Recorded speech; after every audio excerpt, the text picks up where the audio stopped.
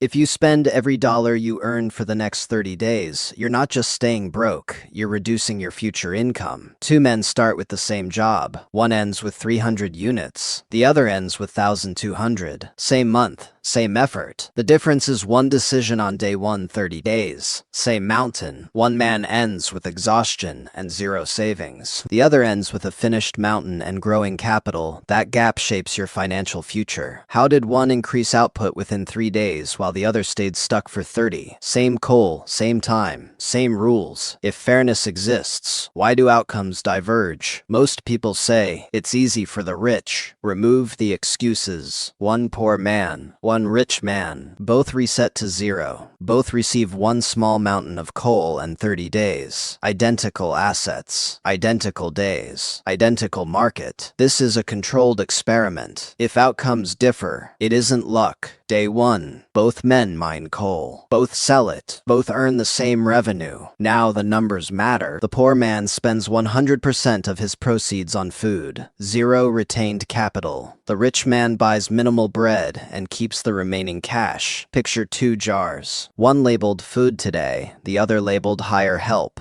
The poor man empties everything into food today. The rich man splits it survival first, liquidity second. This isn't about intelligence, it's about structure. A battery drains daily. A power grid connects to amplifiers. One man acts like a battery. The other starts building a grid. Here's the simple version. If you save almost nothing, you stay stuck. If you consistently keep a meaningful portion, say a quarter, you gain speed. Keep too little and you feel pressure. Keep enough and options appear. The starting point matters less than how you allocate on day 1. The key moment is not day 30, it's day 1. Day 1, both earn 10. One spends 10 and returns to 0. The other keeps 4. That 4 hires help. By day 2, he isn't trading hours for food. He's buying output. The poor man repeats day 1 30 times. The rich man leaves day 1 by day 2. That's the difference. One trades labor for food. The other turns labor into leverage. Labor versus leverage. One rows a boat alone. The other builds a fleet. Let's quantify this clearly. If output per worker equals 10 units per Dalton Y, poor man, 10 7 30 days equals 300 units. Rich man, scaling early and averaging 40 units per Dalton Y across the month, reaches about 1,200 units. That isn't motivation. It's multiplication. Early allocation determined the slope. Before adding complexity, remember the core point. Leverage only works if there's a cushion. If your costs almost equal your output, one bad week can wipe you out. Scale only when the margin is clear, not when it's hopeful. So far, one thing is proven. Effort scales linearly. Allocation scales exponentially. Now, the uncomfortable part. If it takes 10 days to build enough surplus to reinvest, you've already lost 1/3 of your compounding window.